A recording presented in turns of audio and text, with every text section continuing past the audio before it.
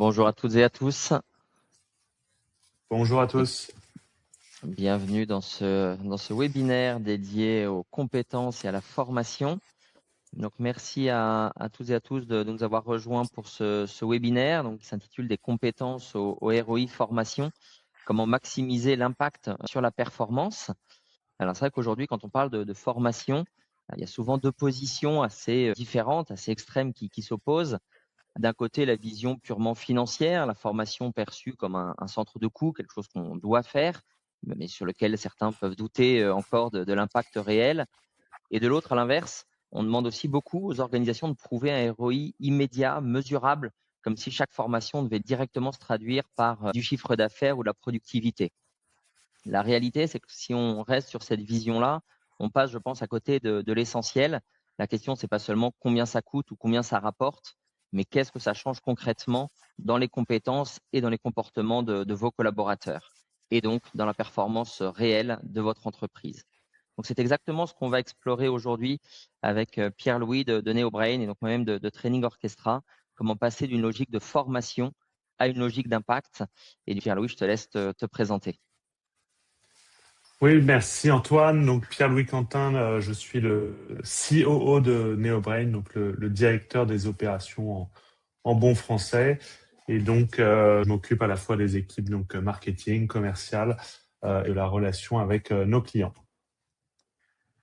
Très bien. Et de mon côté, donc Antoine Lorne, directeur commercial de Training Orchestra. Ça fait désormais un peu plus de 15 ans que j'accompagne nos clients dans leurs projets d'optimisation de la gestion de la formation à travers une solution dédiée, un TMS, donc Training Orchestra. Nous sommes un éditeur qui propose un Training Management System, une solution qui permet de gérer, d'optimiser la formation à destination à la fois des entreprises, des départements RH des entreprises, mais également à destination des organismes de formation qui sont en charge de vendre et diffuser de la formation. Et on a cette caractéristique de pouvoir couvrir les deux sujets, la partie RH de la formation et l'organisme de formation, au sein d'une seule et même solution pour les grandes organisations qui ont les deux pans de l'activité.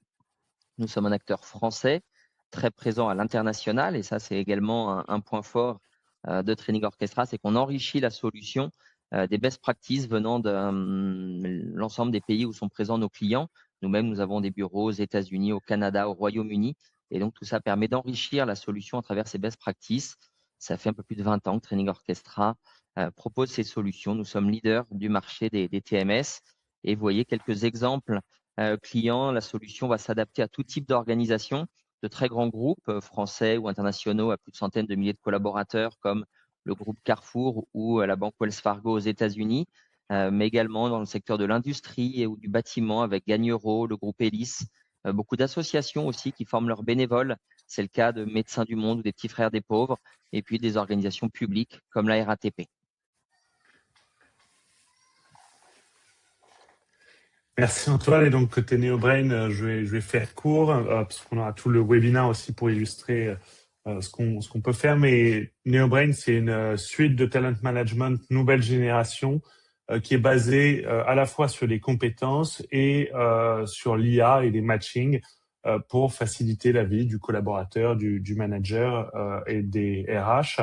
Et donc on part d'un constat simple finalement chez NeoBrain, c'est qu'aujourd'hui la plupart des entreprises elles ne savent pas réellement quelles compétences elles ont en interne, ni où elles se trouvent, ni à quel niveau, ni comment on peut les mobiliser efficacement. Et donc notre mission chez NeoBrain, c'est de vraiment de venir transformer cette donnée-là, les compétences, en un véritable levier stratégique pour centraliser, enrichir la donnée compétences, pour permettre aux RH, aux managers et aux collaborateurs vraiment de prendre des décisions éclairées pour faire évoluer leurs équipes, activer la mobilité interne et anticiper les besoins aussi de demain. Et donc, l'objectif, au fond, c'est vraiment d'avoir la bonne compétence au bon endroit et au bon moment. Et c'est exactement aussi pour ça que Training Orchestra et NeoBrain, on se parle bien. Finalement, on est capable enfin, vous êtes capable, vous, côté Training Orchestra, d'exécuter la formation, l'organisation, la logistique, le suivi. Et nous, on est capable d'apporter la lecture par les compétences de quel écart combler, sur quelle population, pour quel impact. Et c'est ce continuum-là aussi qu'on va voir aujourd'hui, mais je vais laisser Antoine, vous présentez le programme du jour. Ouais, merci Pierre-Louis. Et donc, côté programme du jour, donc on va démarrer par un point de contexte. C'est toujours, voilà, on s'est assez apprécié de démarrer par quelques chiffres, bien positionner justement le sujet au regard de ce que produisent les analystes. Donc, on posera le contexte dans un premier temps. Nous irons ensuite voir comment les entretiens sont l'occasion de faire le point sur les compétences et sont le point de départ essentiel justement dans cette stratégie compétences et pas juste un rendez-vous obligatoire tous les ans, tous les 2 ans avec les collaborateurs, mais au contraire, c'est ce qui va lancer la dynamique. C'est ce qui va permettre, et on le verra par la suite, d'identifier les écarts de compétences, à la fois liés à un poste, liés à des sujets de mobilité, liés bien sûr impactés par les sujets de transformation et la nécessité de choisir les formations adaptées. On verra comment le faire, comment la technologie nous aide à le faire, mais pas que. Et donc, faire ce lien entre les entretiens, les écarts de compétences et le plan de développement des compétences, les choix de formation. On verra ensuite l'impact de la formation présentielle sur ce développement des compétences. On a cette conviction forte chez Training Orchestra que la formation présentielle, avec tout l'impact à la fois d'un formateur, mais l'impact aussi d'un groupe de stagiaires, vont être particulièrement impactants sur la réussite de la formation et son impact à court et moyen terme dans l'évolution, la transformation des collaborateurs et donc sur l'évolution des compétences au sein de l'entreprise. Et puis nous finirons par, en bouclant la boucle finalement, 1 an après les premiers entretiens, comment on peut mesurer le ROI, et on tâchera avec Pierre-Louis de vous partager justement un certain nombre d'éléments pour que vous puissiez repartir aussi à la fin de ce webinaire avec des choses très concrètes à suivre et à mettre en place au sein de vos organisations. Donc, dans un premier temps, sur le contexte qu'on observe, et je pense que vous l'observez tous, quelle que soit l'organisation dans laquelle vous êtes, petite structure, middle market, grand groupe, organisme de formation, association, etc. On est dans un monde de transformation, des transformations très fortes, mais également des transformations qui sont simultanées. Je pense que c'est la caractéristique. Alors évidemment, c'est la transformation technologique avec l'IA qui transforme le business de l'ensemble des parties prenantes, hein. L'analyse de Deloitte, 86% des entreprises anticipent un impact business avec l'IA. On le voit tous au quotidien et je pense qu'on n'a pas encore tout vu de cet impact fort de la technologie au sein de vos organisations, qui nécessite aussi et qui impacte, qui enclenche une transformation de l'emploi. La source de Coursera qui indique que d'ici 2030, 92 millions d'emplois vont disparaître. Alors, fort heureusement, 170 millions vont être créés d'ici là. C'est plutôt une bonne nouvelle sur le marché de l'emploi. Mais évidemment, il va falloir s'adapter et transformation sous-jacente à cela. Par exemple, si on prend, ne serait-ce qu'en France, la transition énergétique, dont on parle aussi régulièrement, c'est plus d'1 million d'emplois qui sont touchés. Et c'est paradoxal au regard des nécessités de couverture des emplois nécessaires que l'on vient de voir, c'est qu'il y a aussi une transformation démographique avec un vieillissement des populations, en tout cas en Europe, et donc 13 millions d'actifs en moins d'après la dernière étude de McKinsey. Et donc voilà, vous devez faire au quotidien avec ces transformations simultanées. Donc c'est déjà un enjeu en soi important. Mais non seulement il faut les préparer et les absorber, ces transformations, mais en plus, il faut le faire rapidement puisqu'on observe qu'elle s'accélère fortement. On parlait juste à l'instant des impacts de l'IA sur les entreprises. On voit que ce n'est pas un simple petit impact. 34% des entreprises anticipent une transformation en profondeur de leur business avec l'IA. Donc vraiment la nécessité de se réinventer, c'est toujours la même étude de Deloitte. Donc voilà, il y a une transformation technologique, mais elle va être extrêmement impactante et donc il faut l'anticiper. D'ailleurs, voilà, 50% des patrons d'entreprise, des directions d'entreprise estiment que ça va pas assez vite de leur côté. Donc, il y a besoin de s'outiller, besoin d'avoir les bons réflexes, les bonnes pratiques pour accélérer la transformation au sein des entreprises. Et puis, évidemment, un impact fort sur les compétences. Ces transformations, elles ont un impact sur les compétences.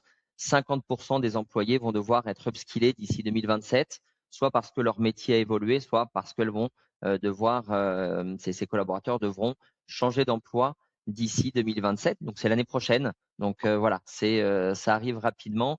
C'est illustré à travers un chiffre que tu vas, je crois, nous commenter un peu plus en détail, Pierre-Louis. 70% des compétences utilisées dans le monde professionnel vont évoluer, source LinkedIn. Donc voilà, on voit que ce marché des compétences, ce sujet des compétences est extrêmement mouvant et vous allez devoir, à votre niveau, vous adapter. Pardon, merci beaucoup Antoine. Effectivement, on le voit, il y a des grosses transformations et ces transformations sont simultanées. Et donc, on a, au-delà de subir ces transformations, un vrai enjeu de capacité des organisations aujourd'hui à se réaligner, se former en continu, à se transformer finalement de manière efficiente. Et on le voit donc aujourd'hui, les compétences, elles évoluent beaucoup plus vite que les organisations. Et on a un exemple qui est peut-être un des exemples les plus parlants. Il y a 5 ans, on disait que le métier de développeur, c'était le métier d'avenir, c'est le métier qu'on conseillait à son enfant de faire. Aujourd'hui, ce métier a été complètement transformé et donc on ne mobilise plus du tout les mêmes compétences. Aujourd'hui, le fait d'écrire ou de coder n'est plus tellement un besoin. En revanche, la capacité à bien exprimer un besoin et à comprendre le besoin client est beaucoup plus importante pour un développeur que la technique. Et donc, on voit bien finalement ce chiffre des 70% des compétences qui sont mobilisées au travail et qui vont évoluer profondément d'ici 2030, toute la réalité de ce chiffre et donc le besoin pour les organisations de se reconfigurer en permanence. Le problème qu'on voit aujourd'hui, c'est que les organisations, elles sont pas du tout faites finalement. Elles sont construites pour la stabilité, pas pour le mouvement. Et donc, on a des des fiches de poste qui sont figées. On va avoir des plans de formation qui sont annuels, des grilles qui bougent tous les 3 ou 4 ans. Et pendant ce temps, on a le terrain, lui, qui change de manière permanente. Et donc, on a un vrai besoin de se transformer de manière continue. Il y a peut-être 2 exemples qui vont vous parler encore plus que tout autre, que tout ce qu'on peut dire finalement. C'est si je prends des exemples comme Kodak ou Nokia, c'est des entreprises qui ont finalement vu le changement arriver sur leur terrain de jeu respectif, mais qui ont à l'époque pas su se transformer assez rapidement, réorganiser finalement les compétences en interne pour prendre les révolutions, les transformations qui arrivaient. À l'inverse, si on prend des entreprises comme Microsoft, Microsoft, c'est une entreprise qui a subi plusieurs grosses transformations pour aller vers le cloud, puis vers l'IA, et qui, depuis les années 2000, est toujours une des entreprises leaders dans le monde parce qu'ils ont su se réinventer, se transformer de manière continue. Et donc, la vraie différence, je pense qu'elle est là, c'est la vitesse de réadaptation, la capacité à avoir cette agilité pour les organisations et donc à reconfigurer leurs compétences en permanence. Et c'est exactement d'ailleurs pour ça que former en continu, c'est important, mais pas former n'importe comment, former en continu en alignant sur les priorités business. Et c'est là que c'est vraiment devenu un impératif et qui est un impératif qui est partagé d'ailleurs par les responsables learning, puisque 89% d'entre eux font du développement des compétences une priorité stratégique, une priorité stratégique. Et ce qu'on observe peut-être in fine, c'est que les organisations qui sont aujourd'hui les plus matures sur les compétences sont souvent les plus performantes et les plus résilientes dans le temps, et aussi celles qui savent fidéliser le mieux leurs talents. C'est pas magique, c'est surtout qu'elles savent où sont leurs compétences, lesquelles sont sous tension et où est-ce qu'elles doivent investir tout simplement. Et donc c'est tout l'enjeu aussi d'aujourd'hui du webinar qu'on va vous présenter. C'est comment on est capable de connecter finalement le pilotage par les compétences et la formation. Les compétences vont vous dire finalement où agir et la formation, une fois bien orchestrée, va permettre de faire bouger réellement les lignes. Les deux reliés, on passe vraiment d'un catalogue de formation qu'on déroule à une vraie transformation et un impact sur la performance de l'organisation derrière. Oui, je pense que c'est clé ce que tu disais, c'est cette nécessité d'alignement entre la formation et les priorités business. Et justement, l'un des moyens de le voir, et c'est ce qui va faire le lien avec le point suivant, c'est les entretiens qui sont vraiment cette occasion d'aligner, peut-être en tout cas d'initier cette démarche nécessaire d'alignement entre les besoins de l'entreprise, les formations à suivre, les compétences à développer. Donc justement, Pierre-Louis, si tu veux nous en dire un petit peu plus sur l'importance de ce process. Oui, donc, ce qu'on voit en tout cas et ce qu'on voit beaucoup aujourd'hui, c'est que pendant longtemps, finalement, on a empilé des outils et des processus RH avec un outil pour le recrutement, un pour la formation, un pour les entretiens, un pour la mobilité. Encore, on a d'autres outils pour d'autres sujets. Chacun avec ses propres données, son propre langage. Ce qu'on voit en revanche, c'est qu'il y a toujours un langage commun en fait entre ces différents processus, c'est la compétence. L'enjeu qu'on a vu en tout cas chez nos clients, c'était la difficulté de créer ce langage commun et de le maintenir dans le temps, qui était pendant très longtemps des grands projets très longs à mettre en œuvre et à maintenir dans le temps. Aujourd'hui, avec les nouvelles technologies qu'on a à disposition d'IA notamment, on est capable de créer très rapidement ce langage commun. La fonction RH, c'est une des fonctions finalement où on a le plus de données en interne qui sont souvent peu utilisées, mais en tout cas des données qu'on peut utiliser pour aller construire ce socle commun, ce langage commun de compétences. Et on a des technologies qui permettent de le maintenir facilement dans le temps. Et donc, une fois qu'on l'a construit, ça va vraiment avoir ce bénéfice qui est de relier ces différents processus RH. Et donc, une fois qu'on a des compétences, on va également pouvoir venir finalement les identifier dans un entretien annuel, mais qui vont être exploitables ailleurs pour construire un plan de formation, proposer une mobilité ou anticiper un besoin futur. Et c'est ce fil-là qu'on va un petit peu dérouler ensuite en partant de l'entretien.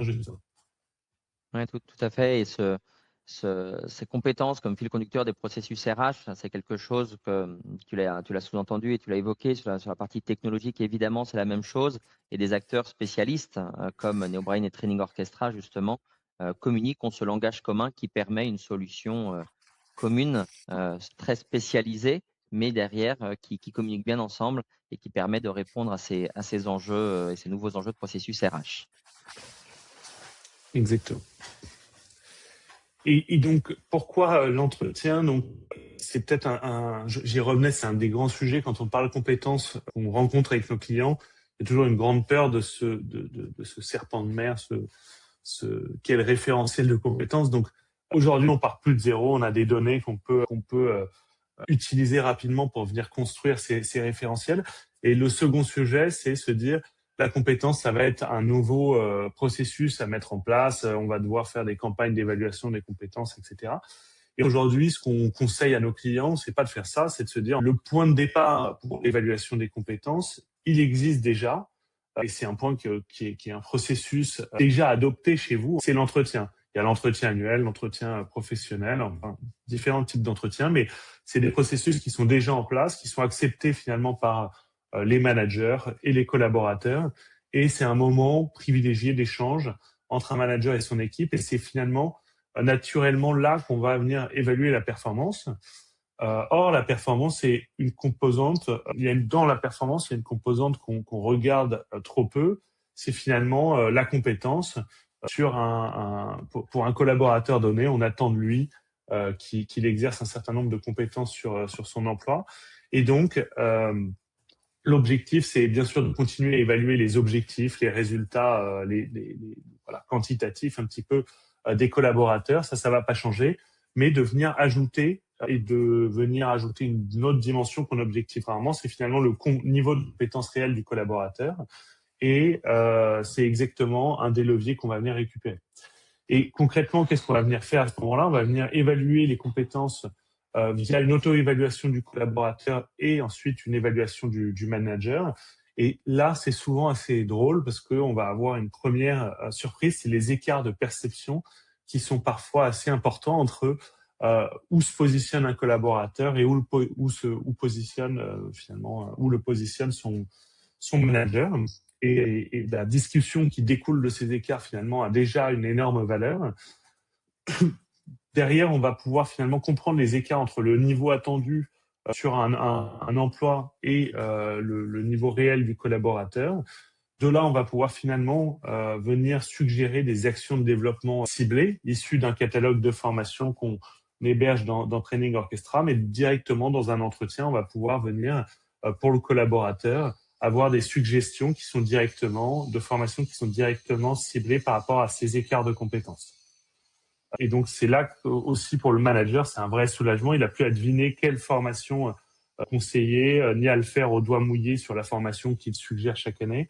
Il va pouvoir vraiment valider des formations ou recommander des formations qui sont basées sur les écarts réels et les priorités de développement du collaborateur. Et donc, derrière, un dernier élément, on va également être capable, grâce aux proximités en termes de compétences, de projeter le collaborateur sur des parcours de carrière pour lui donner de la visibilité dans sa carrière lors d'un entretien professionnel, par exemple. Et donc, je vais vous donner un exemple concret aussi sur ce dernier sujet. On travaille, nous, avec donc un grand groupe bancaire qui est le groupe BPCE, et donc qui menait une grosse transformation profonde donc de ses fonctions back et middle office. Et donc, ils automatisaient une partie donc de ces fonctions, ce qui rendait une partie des compétences finalement progressivement obsolètes. Et ils avaient des besoins en tension ou émergents sur d'autres fonctions. Et donc, ils se sont servis vraiment de l'entretien annuel pour venir objectiver le niveau de compétences réelles de chaque collaborateur. Et ensuite, ils ont pu repérer précisément quels étaient qui étaient déjà proches des compétences cibles qu'on avait besoin de recruter ou qui émergeaient, et donc d'être redéployables rapidement. Et donc, on a vraiment utilisé ces entretiens pour faciliter finalement la transformation globale de l'organisation chez ce groupe BPCE. Donc c'est vraiment ça l'idée, c'est l'entretien, ça doit pas être une formalité RH, ça doit être un socle de pilotage de la performance et de la transformation. C'est très clair et je trouve ton exemple très, très, très inspirant, très, très impactant parce qu'on le voit bien aujourd'hui, plutôt que d'aller chercher pour combler une compétence ou aller prendre un poste sur un nouveau métier, plutôt d'aller chercher à l'extérieur, ce qui parfois peut coûter cher avec des processus de recrutement qui peuvent être plus ou moins longs. Mais voir que finalement, on a en interne des collaborateurs qui ont peut-être déjà 80% des compétences nécessaires, mais c'est évidemment très utile. Et voilà, on peut trouver et combler plus facilement ces emplois à pourvoir au sein des organisations. Donc, merci pour cet exemple, Pierre-Louis. Je t'en Ce prie.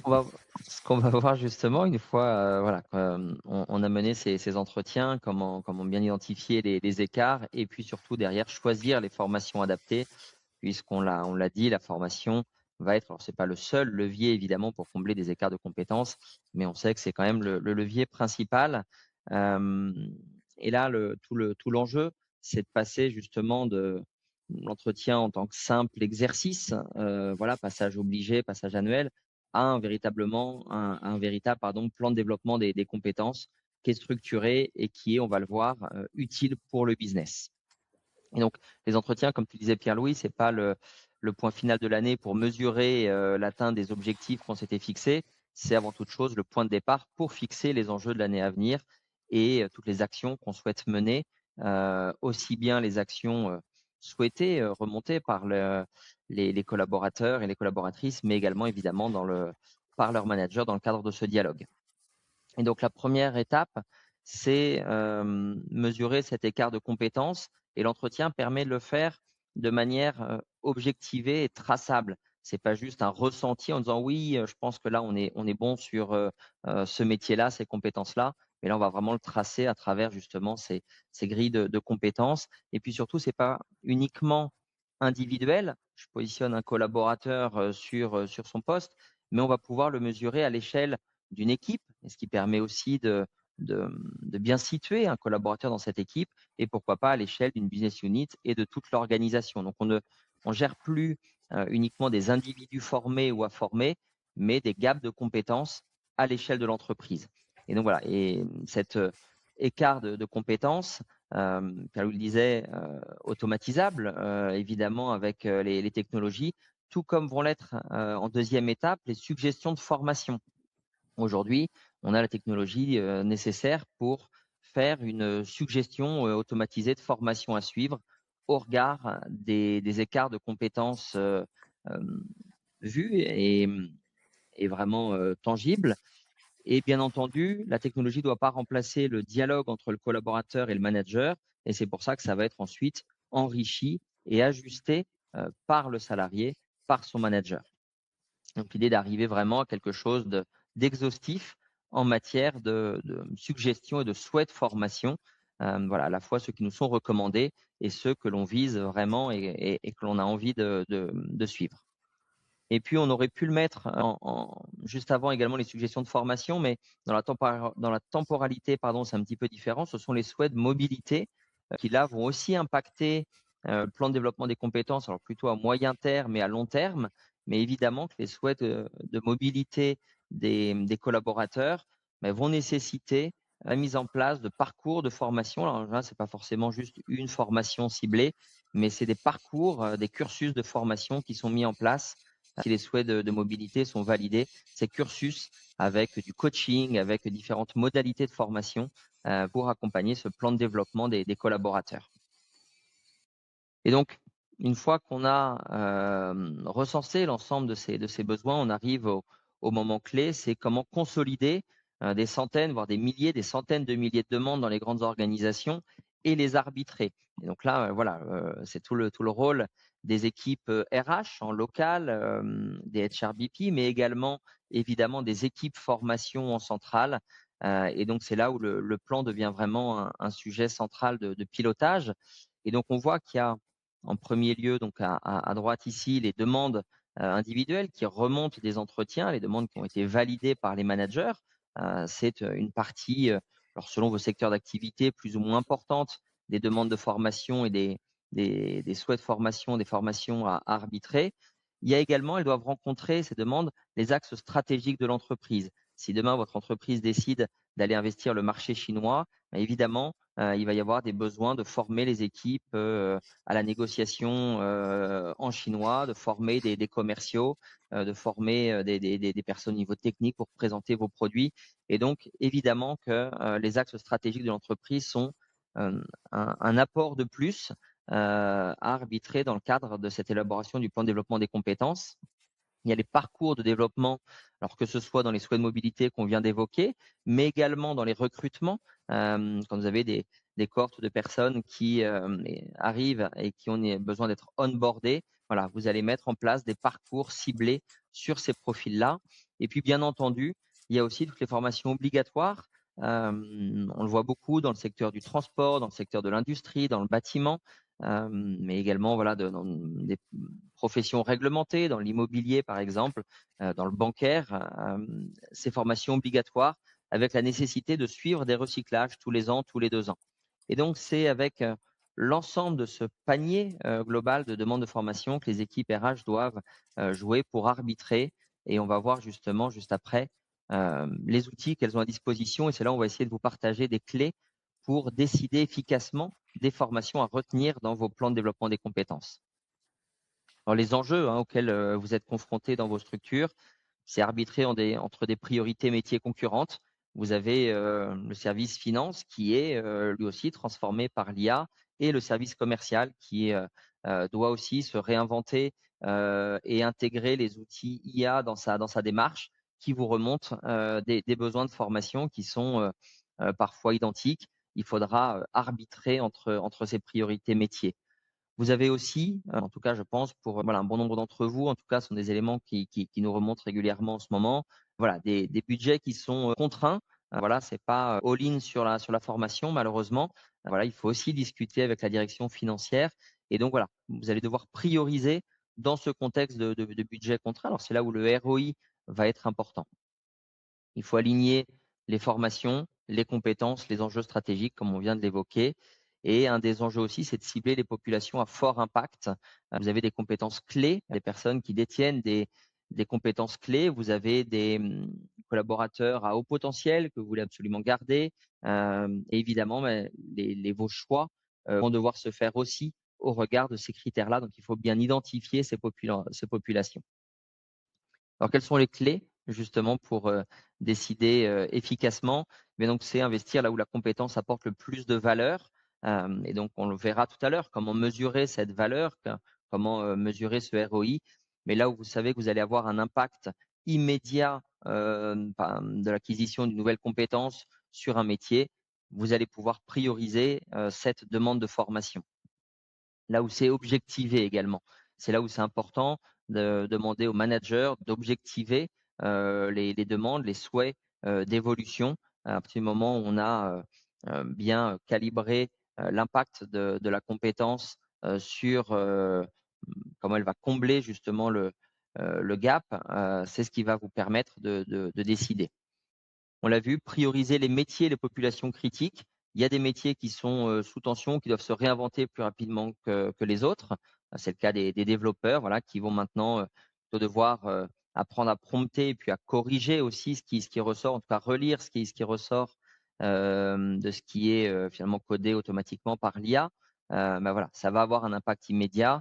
On sait que ces métiers-là sont en tension.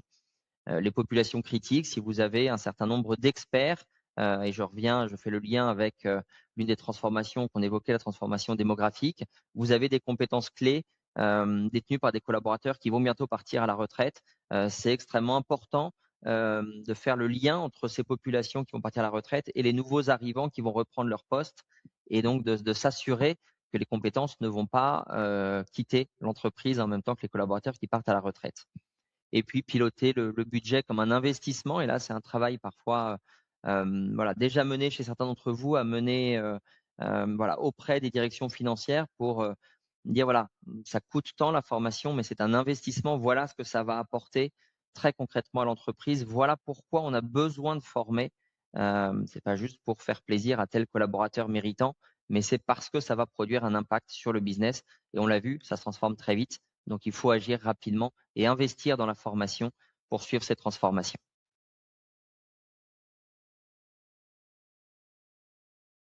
Et donc, voilà, le point suivant qu'on voulait mettre en avant, justement, pour aller plus vite dans ces transformations, c'est mettre en avant l'impact de la formation présentielle. On a cette conviction, comme je le disais en introduction, que le présentiel va être un des leviers clés dans l'augmentation de la performance et la performance des compétences. Ça se voit à travers des chiffres, évidemment. Donc, peut-être juste avant de démarrer, alors on parle ici fortement du présentiel. On est bien conscient que ce n'est pas le seul format, qu'il y a des formats qui sont parfaitement adaptés à ce que vous voulez faire en matière de formation. Par exemple, tu citais Pierre-Louis, le secteur bancaire, tout ce qui est formation sur anti-blanchiment. Un format e-learning va être extrêmement adapté à ces formations obligatoires à suivre tous les ans. Le e-learning plutôt classique. Il y a des nouveaux formats digitaux plus flexibles qui sont très attrayants, là aussi boostés souvent à l'IA, qui vont attirer un certain nombre je pense, de populations. On verra ensuite quel niveau d'engagement ça peut apporter. Il y a le présentiel également, donc je vais détailler. Et puis on le voit aussi, l'hybride qui est de plus en plus utilisé, un mix, alors à la fois le blended avec du présentiel et du digital, mais même parfois, et on le voit à travers certaines organisations, moi j'aime bien l'exemple du groupe Perenco, qui fait passer des formations e-learning à ses collaborateurs avant des mises en pratique en présentiel. Eh bien, ces formations e-learning, ils les font faire en salle, toute l'équipe de stagiaires réunis au même endroit. Et donc, on est vraiment dans des formats hybrides où le présentiel et le digital sont liés. Et donc, je vous propose, à travers un petit sondage, le premier sondage qu'on va lancer, et voilà, que Sandrine vient d'activer, merci Sandrine, de nous indiquer, vous, quels sont les formats et le format principal que vous utilisez, que vous privilégiez aujourd'hui. Et on vous partagera à la fin de la slide vos retours. Donc, voilà, à travers ce sondage qui vient d'être lancé, merci, vous pouvez nous préciser les formats que vous privilégiez. Alors, pour revenir au présentiel, on le voit, et je pense que vous l'avez probablement vu dans vos organisations, c'est que la mise en situation, l'approche active, le lien entre les équipes qui sont favorisés par le présentiel, rien que le fait de pouvoir se déplacer dans une salle, de pouvoir interagir avec le formateur, ça améliore le taux de rétention que l'on a de la formation. Et donc, évidemment, ben voilà, plus on retient de choses en sortant d'une formation, plus on va pouvoir la mettre en pratique et avoir un impact immédiat ensuite et transférer directement sur le terrain ce qu'on a vu en formation. Et on verra tout à l'heure, évidemment, comment tout ça se suit dans le temps. Il y a ce qu'on met immédiatement en action et il y a également ce qu'on retient, et on verra derrière comment mesurer ça pour s'assurer que 3 mois après, 6 mois après, ce qu'on avait vu en formation est bien mis en activité, est bien mis en place. Également, on voit que voilà, le changement et la transformation des comportements, c'est un élément clé. Voilà, comment je mets en situation de travail, en application ce qu'on a vu en formation. On voit et on observe que voilà, il y a une meilleure application lors des formations en présentiel. C'est mesuré par le niveau 3 de Kirkpatrick. On parlera tout à l'heure d'évaluation à froid. Et c'est important de mesurer justement l'impact réel d'une formation sur le poste de travail dans les mois qui suivent la formation. Donc, on passe de la connaissance à la maîtrise. On le voit dans le domaine industriel, la maîtrise du geste, évidemment, et l'adaptation des gestes en situation de travail. On voit aussi que c'est un engagement plus fort, et je vais faire le lien entre les deux points suivants, l'engagement plus fort des apprenants quand ils sont en salle, et même parfois d'ailleurs en virtuel, mais avec un formateur. Ça permet des interactions, ça permet de poser ses questions, ça permet d'avoir des réponses immédiates à ces questions.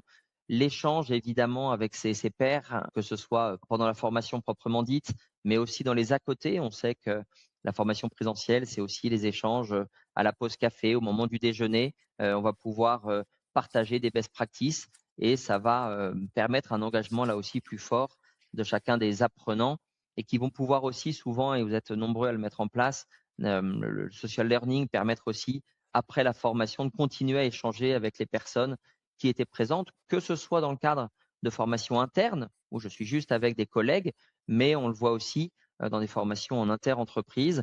On va garder contact avec des stagiaires qui étaient là et qui viennent d'autres entreprises avec qui on a évidemment un enrichissement mutuel important.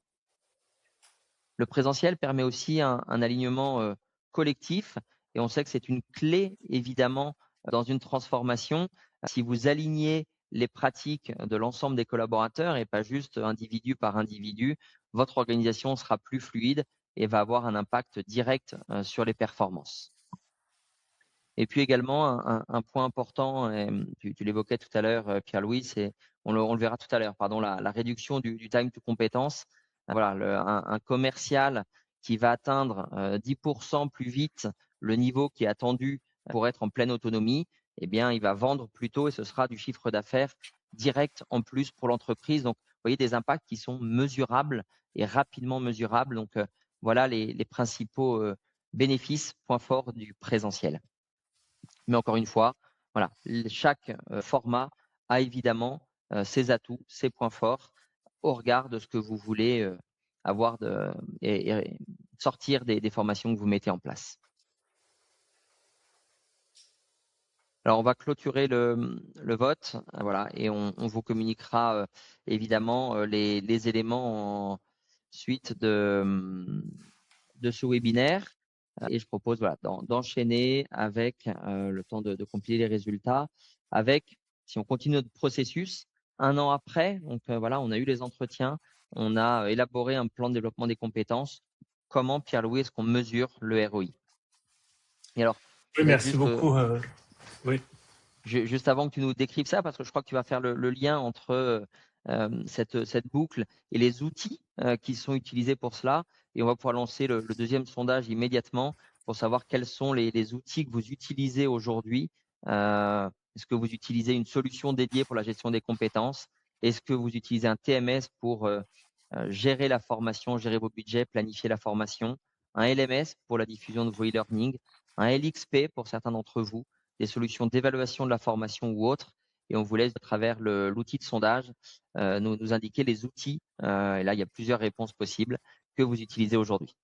Donc, c'est moi, Pierre-Louis, je te laisse la parole. Exactement. Et donc, écoutez, donc effectivement, la question, je pense que tout le monde se pose et qui fâche, on a parlé du développement des compétences, du présentiel. C'est finalement 1 an après, quel est l'impact du ROI de la formation, des actions de développement qu'on a pu faire. Et donc, ce qu'on voit, c'est finalement mesurer le ROI d'une formation, ça ne se fait pas le jour J, ça se construit dans le temps et ça se construit en partant du premier endroit où on a récolté finalement les besoins en formation, qui est l'entretien de l'année N-1, où on a réussi à comprendre finalement, évaluer les compétences, comprendre quels étaient les écarts de compétences qu'on pouvait avoir, suggérer des formations auprès du collaborateur ou qui étaient validées par le manager, validées derrière par l'ARH comme étant alignées avec le business et étant cohérentes globalement avec la stratégie de l'organisation. Et donc, une fois qu'on a passé les formations finalement et que ces formations étaient faites, comment on est capable de mesurer finalement le ROI de ces formations. La première couche qu'on voit aujourd'hui, c'est finalement l'évaluation à chaud qui a lieu en général juste après la formation. Et finalement, on va poser la question, est-ce que les gens sont satisfaits? Est-ce qu'ils ont trouvé la formation utile? Est-ce que le matériel pédagogique était bien? Et donc, ça, c'est une étape qui est importante, mais qui n'est pas nécessaire à identifier aujourd'hui un ROI. Parce qu'on peut avoir adoré une formation, mais finalement, sur le terrain, elle n'a rien changé. Et donc, c'est là qu'on va avoir finalement un des éléments clés, finalement, c'est est-ce que ce qu'on a appris lors de ces formations, lors de cette formation, on est capable de l'appliquer sur le terrain? Est-ce qu'on est capable de bien mobiliser dans les semaines suivantes ce qu'on a appris? Est-ce que le comportement a changé? Est-ce que les objectifs sont mieux atteints? Est-ce que la performance finalement a bougé de la personne qui a suivi ces formations?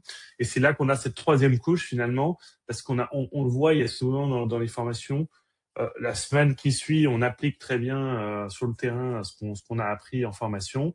Quand on est 2, 3, 4 mois après, qu'il y a eu parfois des vacances entre-temps, etc., est-ce que on applique toujours aussi bien? Et donc, c'est là qu'on a cette troisième couche qui est finalement l'évaluation à froid, qui est quelques semaines, quelques mois plus tard. Est-ce que la compétence visée a réellement progressé? Et c'est là qu'on va venir vraiment croiser avec le feedback du manager qui voit la personne au quotidien et qui est en mesure finalement qui est la personne la plus en mesure de valider s'il y a eu un impact. Et encore un peu plus donc longtemps après, il y a cette quatrième couche finalement qui est souvent oubliée et c'est d'où l'importance finalement de faire le lien entre des outils qui vont être spécialisés autour de la formation et finalement des outils de type de gestion des talents un peu plus classique, de talent management dans lequel on va avoir ces entretiens. C'est dans les entretiens, on va pouvoir suivre tout simplement les formations qui ont été suivies sur l'année passée. On va pouvoir réévaluer à l'année N ou N+1 finalement les compétences qui ont été évaluées avec ce regard croisé entre le collaborateur et le manager. Et on va mesurer aussi, et c'est peut-être ça le plus important, l'atteinte des objectifs, la performance du collaborateur. Et là, vous commencez à comprendre, finalement, on a un triumvirat qui est assez intéressant, qui est finalement, est-ce que la formation suivie a fait progresser les compétences? Est-ce que les compétences qui ont progressé ont eu un impact visible sur les résultats du collaborateur? Et donc là, on est capable finalement de venir relier l'impact de la formation sur la performance, l'atteinte des objectifs des collaborateurs. Et c'est ça qui rend aussi, c'est là qu'on commence à avoir un ROI formation mesurable et avec un vrai impact sur le business, d'être capable aussi de se dire, est-ce qu'il y a des formations par formation qui n'ont pas marché? Est-ce qu'il y a des populations qui ont mieux réagi, en tout cas aux formations qui ont été suivies, et donc de venir transformer aussi la formation, le catalogue derrière d'un centre de coût à vraiment des investissements qu'on pilote. Et ça fera une super transition avec les KPI justement à suivre et qu'on va vous présenter dans un instant. Merci, je voulais juste revenir sur le sondage.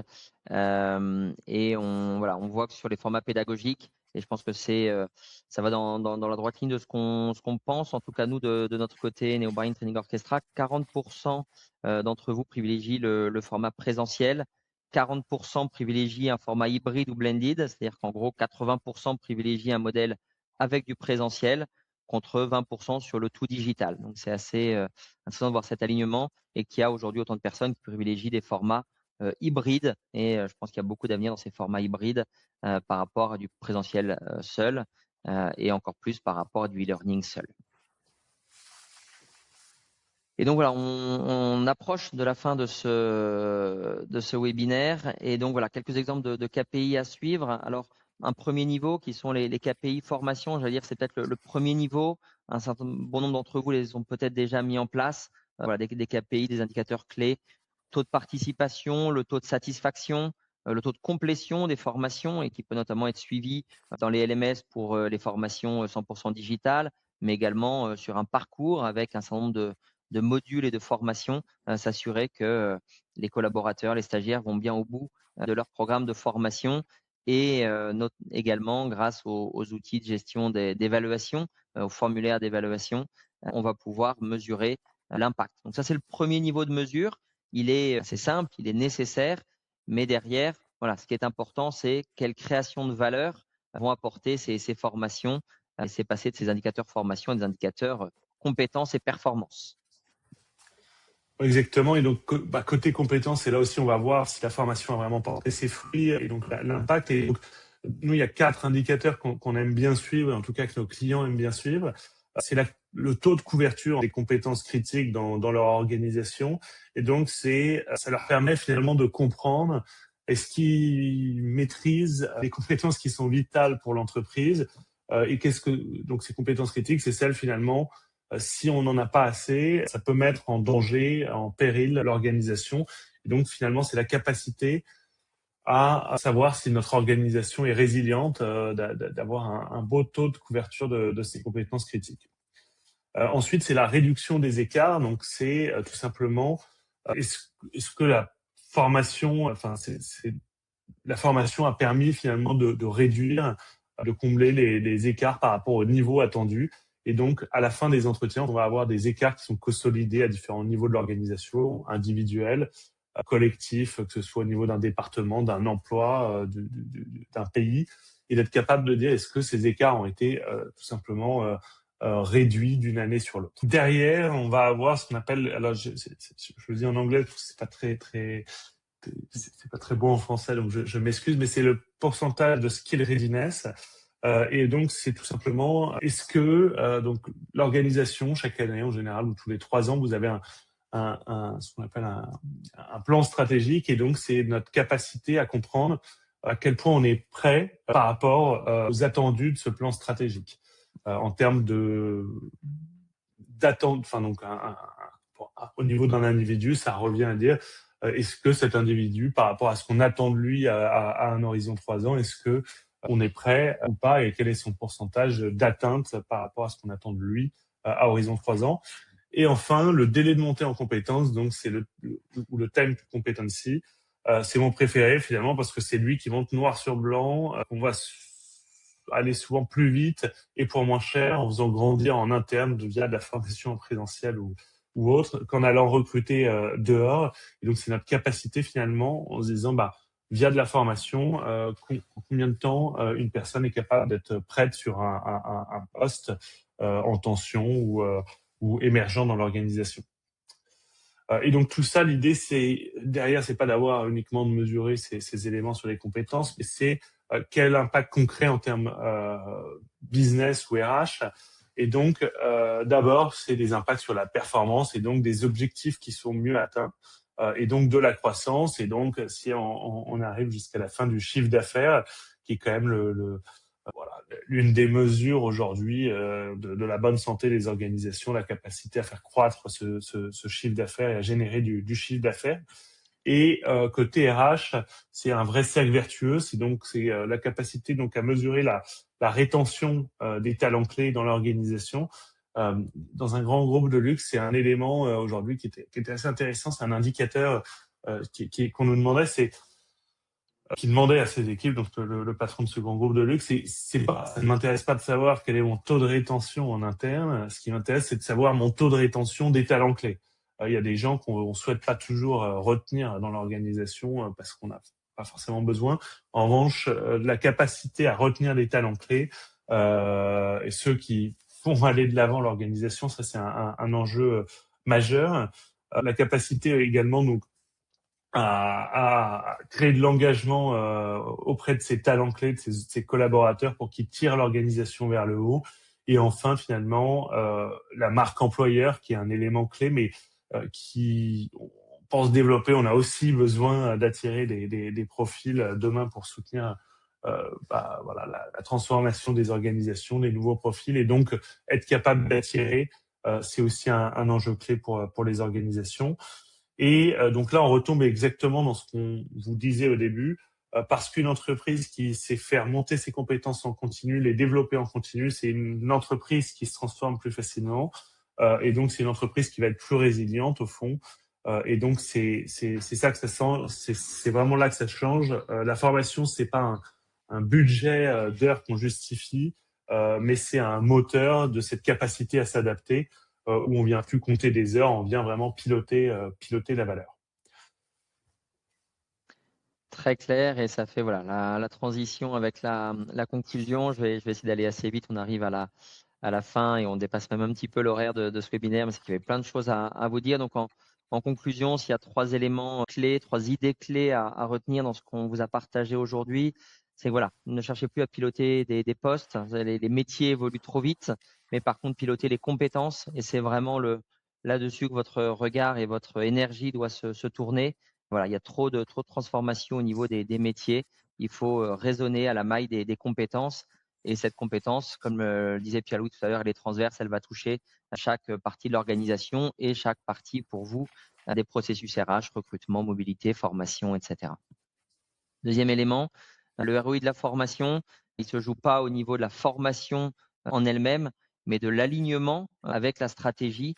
Une formation, elle n'aura de la valeur que si elle répond à un besoin clair et concret, un besoin évidemment d'évolution du collaborateur, mais également un besoin clé pour l'entreprise. Et donc, il n'y a rien de tel que quand se rejoignent les intérêts individuels, les intérêts des salariés de l'entreprise et évidemment les intérêts de l'entreprise. Et quand les deux se rejoignent, c'est là-dessus évidemment que vous allez avoir un ROI important et un impact direct sur le business.